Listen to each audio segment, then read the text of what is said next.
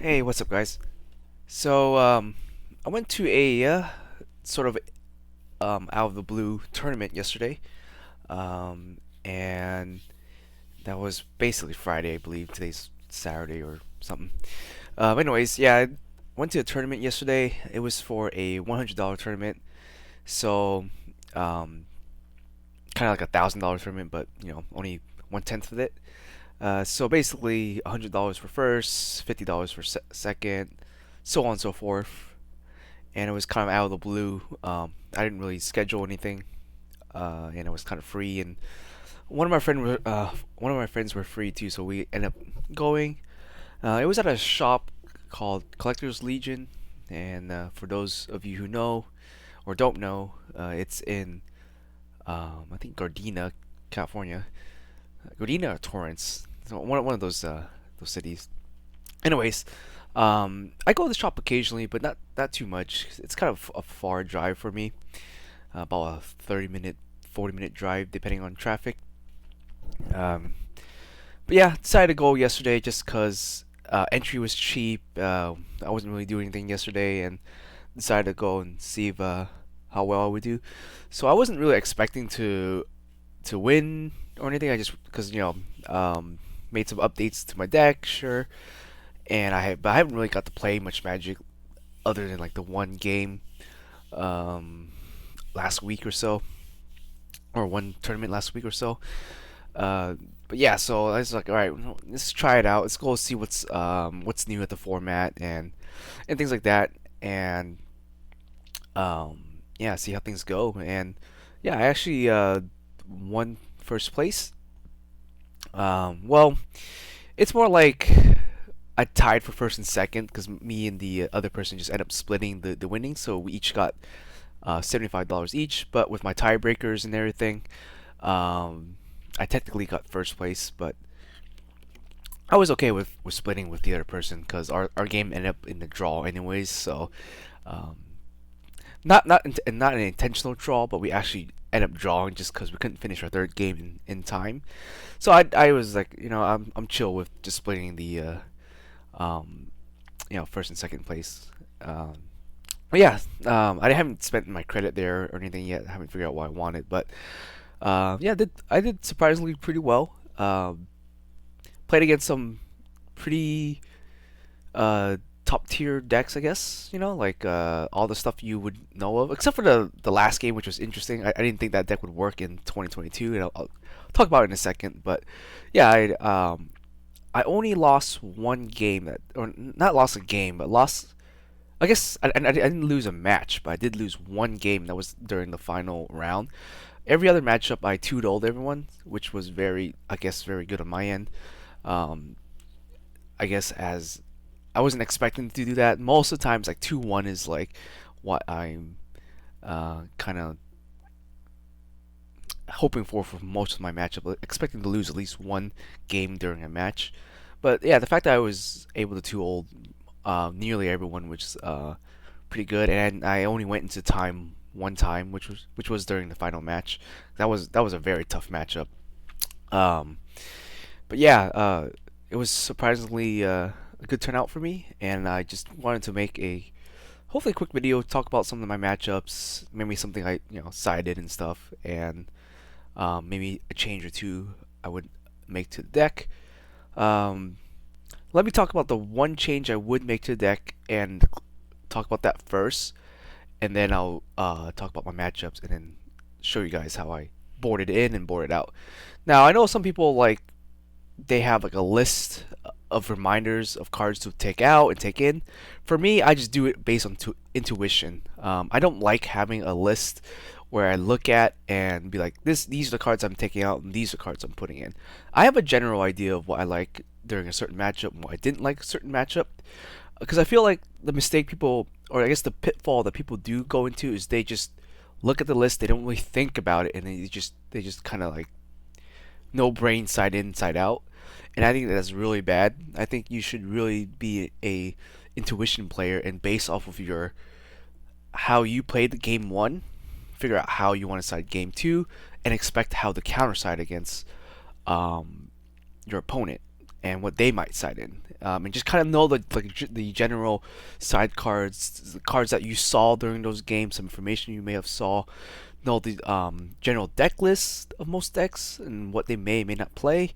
Um, but yeah, I would not have a general hard side list because not every deck you play against, even if they're playing maybe an Amulet Titan deck, they might not have the same deck list. So it's kind of hard to be like, I'll put in these cards and then not think about it. For me, there's ratios of cards and stuff change each time I side, and that could be a mistake. I mean, that could be just me like not knowing what I'm doing sometimes, which is true. Like sometimes I don't know what to side in, but that's fine, as long as I have a general idea of how their deck works and what I'm looking to stop as a control deck. That's how I base my siding on. But maybe that's like another video for another time, another guide. On how to kind of side deck, I guess. But I'll give you guys my what I can at least remember siding in and out. But let's talk about that one card I would change out first, and that would most likely be taking out one Emperor. Now, in my build right now, I am playing two, but with the shift in the meta and what I've noticed so far is that a lot of decks, or at least some of the top tier decks, what they're doing is they're cheesing in creatures and they're able to attack immediately, or they put in a creature and they just don't attack with it. So what I've noticed with Emperor, if I'm using her as removal, obviously she's not that good as removal, but lately I'm running into an issue where I feel like I do need that removal, or I need that thing gone off the board even before they get a chance to attack with it. Because there's some creatures that have attack triggers, and for example, Archon of Cruelty, Amulet, or sorry, not Amulet Titan, Titan, in general, like they have like attack triggers where I don't want it to trigger, because it'd be to my detrimental, and sometimes I only have like the Emperor in hand or something like that, and she would come out a little too late. Like she has to wait until they tap their card before I can exile it, which means it's already past the point of the trigger.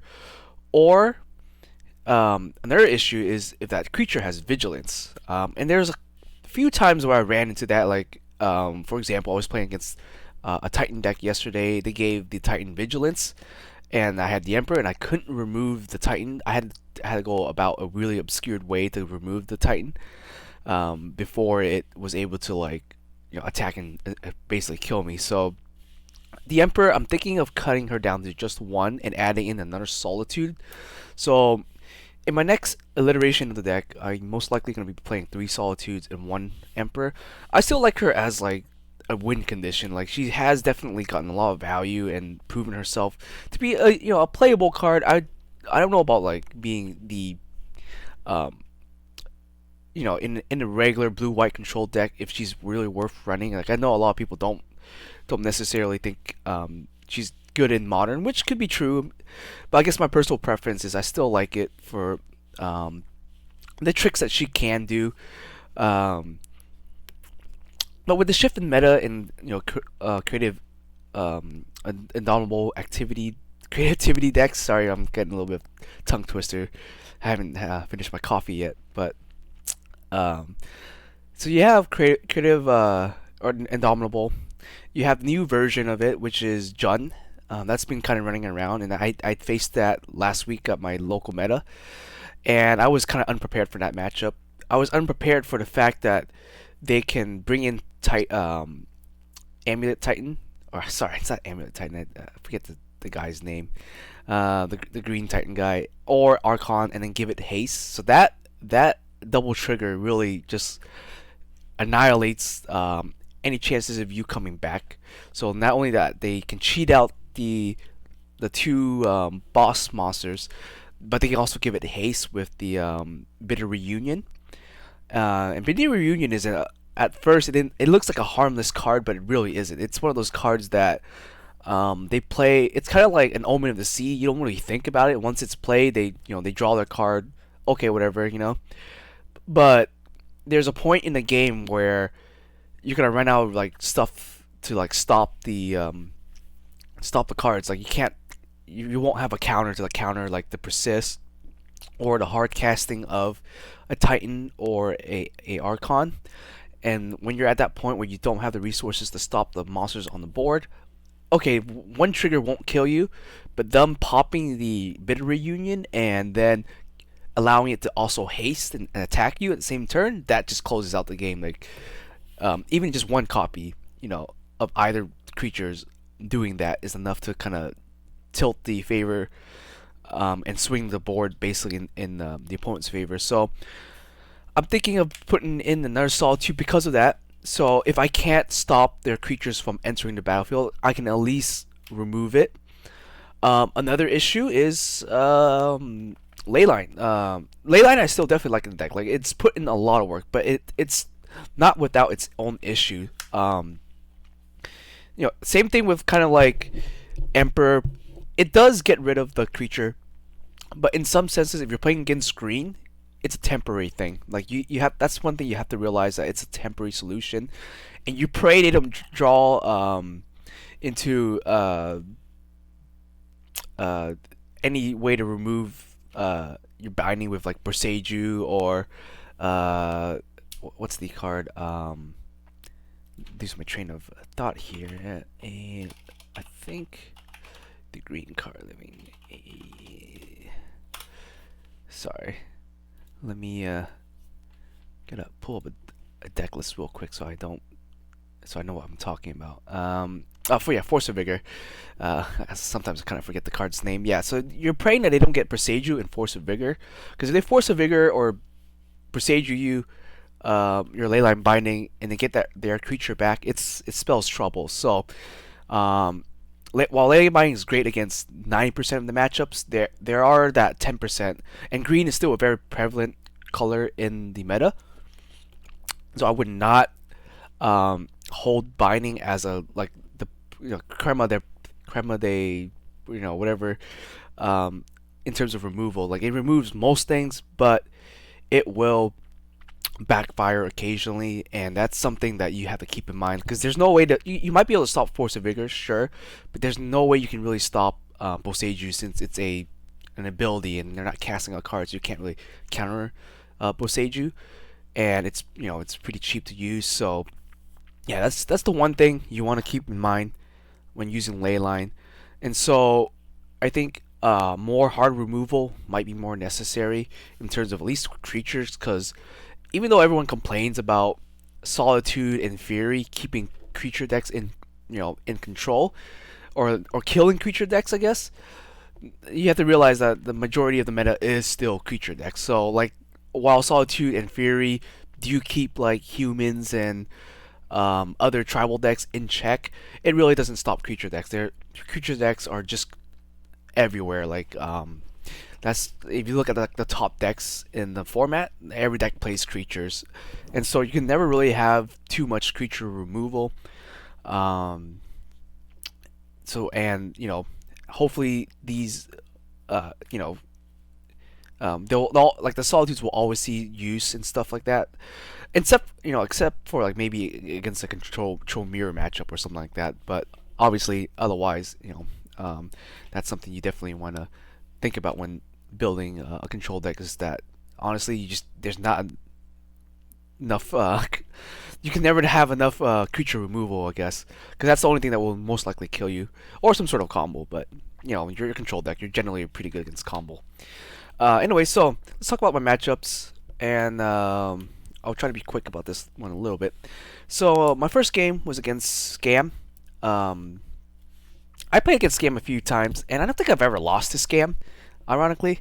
I think I just outvalue them a little better than they can outvalue me with like trying to grief and stuff like that. And I think I have enough counter spells and removal so that if they do try to like cheese something, I usually have a plan to kind of counteract that. So with my first opponent, game one, I think it was pretty, I want to say kind of close and kind of not. Like, during definitely game one wasn't close, because I think he had to mull twice. I'm not sure whether he was land screwed, or he was looking for the combo with the uh, like grief and being able to bring it back with the the whatchamacallit, the 1 mana revival spell. Uh, Forgot what it's called. A Oh, sorry. I'm looking at deck lists here real quick. Scam. Where are you, scam? Oh, here we go. If they were looking for what's that? Oh yeah, Undying Malice and Malakir Rebirth. Those are the 2 cards I figured that there he was kind of looking for. So he's looking for something with grief maybe, or a fury, and trying to Malakir Rebirth and whatnot. So he molded again to 2. I just took away with it. Just I had so much card advantage. Even if he did grief me and whatnot, it didn't really matter enough. Had enough threat removal, and he casted Delphi a few times, but I guess he didn't have Delphi plus Thoughtseize, and I think I just leyline binding like his Delphi multiple times. I think he casted 2 Delphis, and I leyline binding him, and it was basically over. Like he was out on cards, and I just had like 4 planeswalkers on the board, so it didn't really matter too much. Game 2 was more tough, mainly because he was able to get out Turok on me.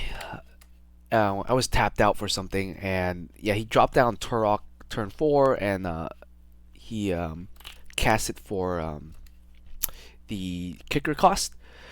So I was in a pinch because all my removal in my hand at that point was just white. I had like Solitude, I had I think the Emperor, I had Ley Lines, Prismatic,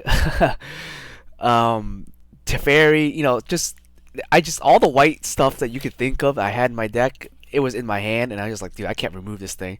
So I spent maybe 2 to 3 turns just playing Baby Teferi and just bouncing nothing just to see if I can draw stuff. And what saved me in this particular matchup, let me show you what I sided in. I think I did something like this. Something like this, maybe? Maybe something like this, yeah. I think I might have done 1 or 2 Kai's Gaio plus something like this. So, the exclamation here is Challenge the Void is good in this matchup. You want to hit Thought Seizes, you want to hit the Malekith Rebirths, Lightning Bolts. Like there's a majority of their spells are just 1 mana, so like you can probably turn off like 13 cards just playing the Chalice. You can turn off Ragavans and stuff like that. So Chalice is definitely a good card. Aethergust you definitely need. It doesn't answer obviously the Turok, but it will answer Fury, it'll answer the Blood Moons, and maybe it'll answer Magnus of the Moon, stuff like that. So I always liked Aethergust in this matchup, even though not every card they have is red. But the majority of their threats are red outside of the Turok. So like, you still hit the Ragavan, Seasoned Pyromancer, Fury, yeah, stuff like that. So you definitely want to get rid of that. And obviously Blood Moon and even Fable if they play Fable. Just overall fantastic card. Obviously you can't hit Grief and Delphi, but you have other ways. Kaya, because I wanted to like I probably should put more Kaya. I think I only put it in 2, but probably in hindsight I probably should just throw in 3, because I forgot that they also play whatchamacallit, Croxa, but also because if they try to Malekith Rebirth, you can just do this on top of it, force them to sacrifice the creature and exile their grave, and they would just the Rebirth would just fizzle. So in hindsight, I think I should have put more of these in. Temporary Lockdown was just to hit like Delphi, Ragavan. I actually not too sure if I did put this in or not. But I think I might have, just because I wanted more board wipes. And then Time Fear, or Teferi here, it was to just basically just stop the cheese combo if I was able to get it out. So if they were to try to Grief and Fury me while trying to also Rebirth or Malice, then Teferi was a good way to kind of just have him stick on the board and kind of stop that interaction. So game 2, it was a close one. There's plenty of times I should have died. I survived and beat him with 1 life. But basically, I was able to finally draw Kai's Guile. Kai's Guile forced him to sacrifice the Torok and then gain 4 life. I think I had only had 5 mana, so I could not entwine it. And then he was lightning bolting me in the face, stuff like that. I was down to like maybe 2 health and stuff, or maybe 1. At one point, I was at 1 health, and you know he, yeah, I think I was at 4, and he bolted me down to 1, and I was just really close to dying.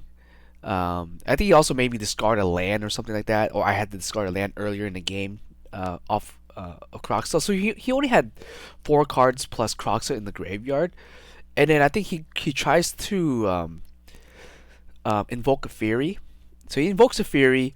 I had another Kai's Guile, and I had enough mana. I had 6 mana. So what I did was I cast it for Entwine. So I forced him to sacrifice the Fury, create the 1/1 heal 4, and exile his grave.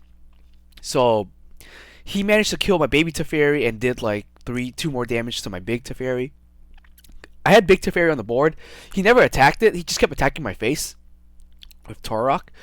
And I think his choice in doing that was probably the best decision. But I think Big Teferi also eventually was able to draw me 2 Kai's Guile, which won me the game. Because Kai's Guile basically got rid of all of his threats, healed me up, got rid of his graveyard, so he was down to like 1 or 2 cards.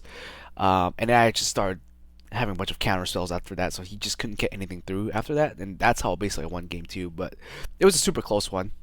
And I give full credits to Kai's Guile for saving my ass there. In hindsight, I probably should just put in 3, but yeah, whatever's. Game 2, or I guess match 2 of the day, or round 2, I guess. I played against Amulet Titan. It's a matchup I'm very, very familiar with. Very fully confident I can beat all the Titan players I can play against nowadays. And I think ever since I started playing Modern back in, I guess, end of last year ish. Titan decks were just everywhere, and I lost to so many Titan decks with my particular deck that I built the deck, and I guess I'm really familiar with the matchup, and I kind of know how to play against them. So it was really good for me. Game 1, I think he could have had it. I was at 15 health. I think he was gonna go for the full combo. What happened was, he gave his Titan Vigilance. I had the Emperors, obviously. I just that's a situation where I'm like, shit, the Emperor's not gonna be able to save me here. I can make a token to block with it, but Titan has trample, so it doesn't matter. I think he was gonna give the Titan double strike and stuff like that. What saved me was me just cracking a land for double black, and I already had Dam in the graveyard, so I flashed in. I also had Teferi on the board, so I think I plus Teferi the turn before, and I had Snapcaster. So he attacked. I had exactly 4 mana, flashed in Snap, and then damned him. How the Dam got in my graveyard was also kind of funny. So I had 3 mana open, right, and Teferi was on the board the entire time. Like I guess he just never got rid of it.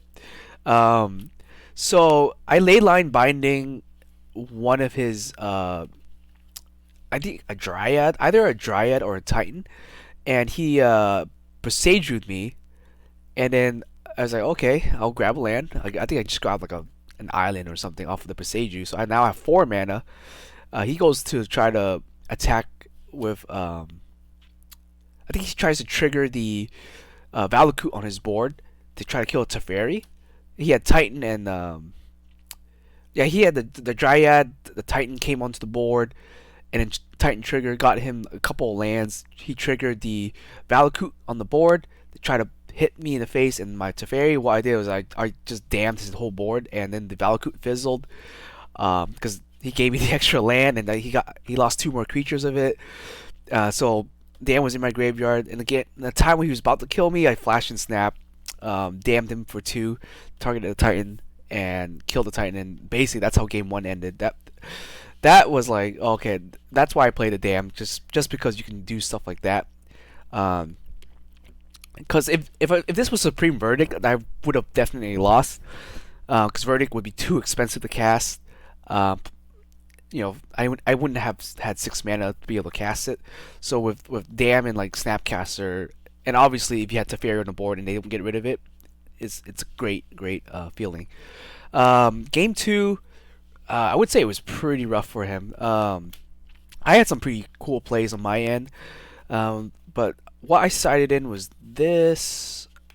I thought about the chalice honestly, because they have the grazer and they have the amulet. I decided not to put in chalice because I was like, oh, even if I have chalice, I was like they could just search amulet off of Urza's Saga, so I was like, whatever. I think I didn't bother with it. I think I might have put in maybe more Teferis and maybe this and maybe Guy's Guile maybe and definitely this, something like this, if I can remember. So the idea is to, if they try to Titan, you can just kill it in response. And then these five is always good against Titan. You always want to play this. This is basically what won me the game here. So one of the games, I think he goes first. I had 3 mana up. He had like Saga, and then so turn 1 he Saga, turn 2 he Vascula the Saga to copy it. So he had basically 2 Sagas now, or something like that. And then turn 3, or I guess turn 4 or whatever, his turn 4, he was gonna be up mana. So he lets one Saga resolve, grabs I guess he grabbed the amulet last turn, and then this turn the Vasula Saga resolves. It triggers. He fetches. He floats the mana, fetches for a Expo map. He cracks the Expo map, and what I did is I just in response to him cracking the Expo map, I stole the amulet from him with the Archmage's Charm, which put him in a really awkward spot. Because then he just played a land and then passed and did nothing else. Because he spent the mana off the Saga, and so he was basically down 2 lands, and he didn't have the amulet anymore to trigger. So he's basically just back on like 2 lands where I'm on 3 lands, so he's a couple lands behind now because the Saga sacked themselves. So I thought that was kind of cute. And then I started just playing my lands untapped just to trigger. So I had like a tri land in my hand, one of my I think the Bant land. I had I had a Bant land or an Esper land, and I had a couple of like shock lands. So I just like played it, have the amulet triggered, untap it, cool. I didn't have to pay any life for any of my shock lands and stuff like that. He eventually had to, I guess, Force of Vigor. I guess maybe I don't know why he did it. I think he could have saved it because he sided in Force of Vigor, and I assume it's because I was playing Leyline Binding and he wanted to get rid of my Force of Vigor, or get rid of my bindings with Force of Vigor, which is why he put in the Force of Vigor. But I think he's seeing how much I was getting the use out of the amulet, and I think he eventually just Force of Vigor my amulet. I was like, oh, okay, sure. I could have countered it, but I was like, I don't really care. Like, this card doesn't do anything for me. But anyways, the game goes on, right? So he's back at 6 mana. I think I have a Solitude on board because he does make a construct, like a 1/1 construct. So it wasn't that big or that threatening, but I was like, he's gonna be like down a few turns, and I might as well apply some pressure. So I flash in a Solitude, get rid of his 1/1 construct, and start just smacking him with the Solitude. The reason why I could have saved Solitude for Titan himself or something like that, but I was like, at this point in the game, if he's a little slow on rebuilding his land and resources, because he had a lot of cards in hand, but he's just low on lands because of that. But I know he's eventually going to build back up to it, so I just flash and Solitude, apply a couple hits, and at least that way I can progress the game and heal myself up a little bit, and maybe be able to take a Titan size attack with Titan or Valakut.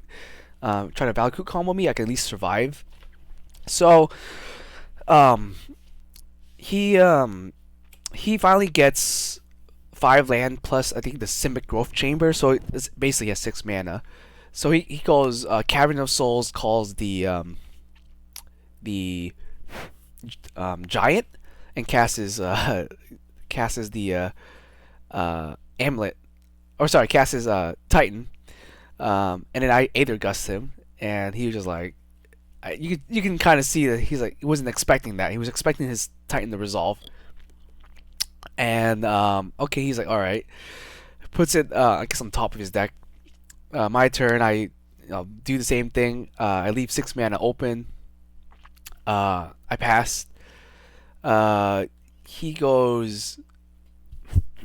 I think he goes Amulet, and then he floats a mana or something. I think. Either way, it's either this turn or the turn after. He goes tries the Dryad, plays a Simic Ghost Jammer, bounces back his Cavern of Souls, plays the Dryad.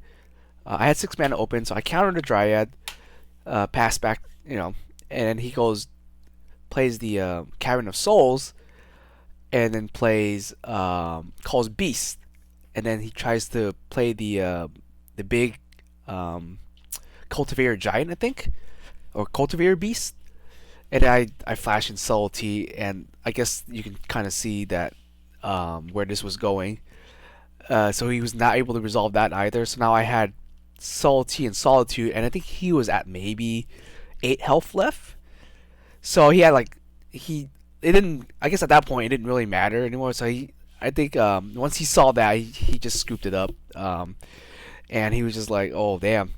I guess he wasn't expecting like all of these cards to just keep hitting his Titans and them not being able to ever resolve, and me just kind of screwing with his boards, setting him back a couple of turns, building up my board, and stuff like that. And yeah, these cards were definitely just MVP always against Titan.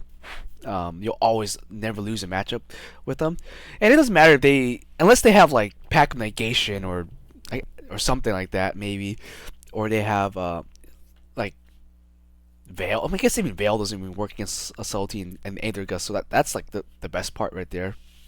So yeah, a 2-old Titan, 2-old to scam. Third matchup, or third round of the day, I played against 4-color Omnath. At first, I thought I was playing against a mirror match because this for game 1, for 6 turn, all we did was just played land and passed. Very fun and interactive. He made the first move. He cast, I think, either Teferi or something, and we had a sort of mini counterspell war. So at one point, he uses up 3 counterspells, and I was like, all right, I could let this go, or I can just not. So, because I think at one point I baited him into trying to use more counterspells. I played my own Teferi, and we did counter, and then so he played 3 counterspells. I've only played 1, and I still have 1 in my hand. I was like, I could counter his other counter and let Teferi resolve. I was like, nah, I'll just let it go. I'll let my Teferi not resolve, just so I can see what he does next turn. And I think he tries with Omnath or something, and I countered the Omnath. Because I had a hinting feeling that it was an Omnath deck, even though all I saw was Teferi and a couple counterspells. I was like, all right, so maybe this is an Omnath deck. After I was just sitting there and passing turn a bunch of times. I don't quite remember how I win the first game, but I think I just ended up resolving a bunch of Planeswalkers. I resolved small Teferi, big Teferi. I think I get out Jace too, also, and I think that's how I closed out the game. It was just I had so much resources and he didn't really have anything left. Because he pulled the trigger first, and I ended up just winning the counterspell war, and kind of just forced him to use all of his counters on like stuff that I didn't care for, and then he just couldn't counter any of my actual planeswalkers and stuff like that. So that was game 1. Game 2 definitely was a messier game for me. I don't remember what I sided in, but I think I put in like Solis, Aethergust for sure, I think. And honestly, maybe a Chalice or something. I don't remember if I put in Chalice. I think I might have, because I saw Utopia Sprawl, and I was expecting either Spell Pierce, or I was expecting maybe Veil of Summers. So I think I did sign the Chalices. Uh, and I think that's about it, honestly. And obviously another Teferi to go along with the package. But yeah, I think that was it. This is my board in. So I usually board out if I play Chalice. I usually board out the Ops. You guys know that it's a very easy card to board out. Um, but yeah, like it came down to like me running out of cards because he had 3 expressive alliteration. And he just upped so many cards. I was basically kind of out of resources. I didn't really see too much of my Snapcasters or Archmage Charms. Um, but at this point, I was just applying a lot of pressure on him already, using like man lands and stuff like that. So I had like both my Hall Storm Giant and um, Celestial Colonnade. And at one point in the game, I just threatened lethal just so I forced him to block with an Omnath. So I got rid of an Omnath for essentially for free because I attacked with the Hall Storm. The final turn was where the tricky part is. He was at 7 health. I played another Teferi. I forced him, if he had any responses to Teferi, I forced him to play it immediately because I knew he. One turn I bounced back a Solitude, so I knew he had Solitude in hand. And then I knew he also had 2 more additional cards which were unknown to me at that time. But I was like, all right, I'll just play Teferi, see what he does. And I guess he just didn't have quite enough mana. I think he had maybe 7 mana. So I was like, okay, if I play Teferi, he has to flash in the Solitude now to be a blocker for my Storm Giant. Otherwise, he's just dead on board. And so he thought for a couple minutes and then offered the handshake because of the cards he had in hand. I guess he had an Endurance, Prismatic Ending, and Solitude. So he could have potentially played it out in the sense where if he flashed in Endurance in response and then pitched his Prismatic Ending and targeted his own Endurance with Solitude, he could have gained 3 health and survived my Storm Giant, perhaps. That was threatening lethal, you know? So he'd be at 10 health, and at that point I would have probably just swung him with Colonnade instead and kill off the Ren and 6. Maybe? Or maybe I should just gone for his face. I'm not sure. I think at that point in the game I might have just gone for his face regardless, no matter what he top deck. But yeah, so that was the situation. So he could have done that, but I guess he thought about it, just like even wasn't even too sure if that was a viable thing. And I guess his next top deck was an Omnath, which might have helped him a bit. Either he just got top deck an Omnath or something else. But yeah, it's game 2. That was a situation where I was applying enough pressure with the Celestial and the Hall of the Storm Giants that it basically put me back to the game. And those 2 cards were actually really useful, applying a lot of pressures, being blockers and stuff. So I always love having some man lands there. Yeah, so 2 old that matchup. And then the final game was against Heliod Combo, which was interesting because I haven't really played against a Heliod Combo deck in a really, really long time. So I even forget what they do. But basically, just Walking Ballista and Heliod, and you give lifelink to Walking Ballista, do infinite damage, blah blah blah. Game 1, I didn't even I saw the Heliod, but I never saw the ballistas and stuff, so I wasn't even really expecting any of it. But yeah, my opponent kept trying to use Apparition to get rid of my Teferi and Emperor, but at one point I damned it and got back like 4 and a 3 body on board. Managed to resolve my Teferi, my big bandit Teferi, and then kind of just run him lower resources because at this point I think he was just top decking the the Coco cards and stuff like that. So game 1 for me was pretty good. Game two, I think I screwed up a little bit, but I boarded in Chalice. I think I boarded in this. I think I boarded in the Teferi, and I think maybe Lockdown, and these. I think. So this is for against any Coco, or like Emery's Call or whatever. And then same thing with Teferi to stop Veil of Suppers, and then Chalice of the Void for like Ragavan because I knew he was also playing Ragavan. So it was like a red, green, white deck. So he definitely was playing stuff like that. Um, and then yeah, lock down to maybe hit his like mana dorks and stuff like that. Um, I guess mana dorks you could say, Walking Ballista, Ragavan. He had a lot of one or two mana cards, so I thought it was worth trying to put in. And then the Aether Gust because couple of green cards. In hindsight, the Aether Gust didn't see too much play game two. I think they kind of clogged up my hand a little bit. Uh, but essentially, what just happened is that he went for the combo at one point because I think that's the only cards he had left, and I just didn't have any way of removing the Walking Ballista, and I just died to infinite damage game two. Even though I was pretty ahead, I just didn't have removal for the freaking Walking Ballista of all things. Game three was where it was just like it was a slog fest. He boarded in Magnus the Moon and stuff like that, and Aether Gust saved my ass there. Uh, but I might have misplayed a few times, in which I had a choice of casting Aether Gust on Ragavan or countering it. I decided to counter it. In hindsight, I think I should have just Aether Gusted. Because the turn after that, he plays I think either Coco or the Emery's call. It was able to get out like two additional creatures, so I was like, fuck. I had Aether Gust in hand, I couldn't counter it. So that was a misplay. Another misplay was me trying to bounce his Walking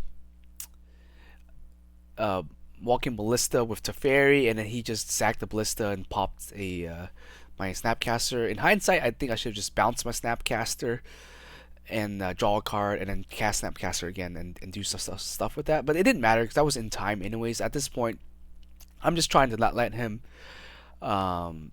kill me, with Walking Ballista and Heliod. Heliod, I was able to get rid of with like Leyline Binding and stuff like that, so that was good. But I was still under the impression that he maybe had another one in hand that he just didn't cast or didn't go for the combo quite yet. So I was trying my best to get rid of Walking Ballista or force him to sack it so that, he doesn't have the combo. But yeah, we went to time and we ended up just drawing. We could kill each other. If the game went on and if I didn't misplay it a few times, I probably would have had it, I want to say, because he was running low resources. I assume the cards in his hand, like he had one or two cards, weren't very useful.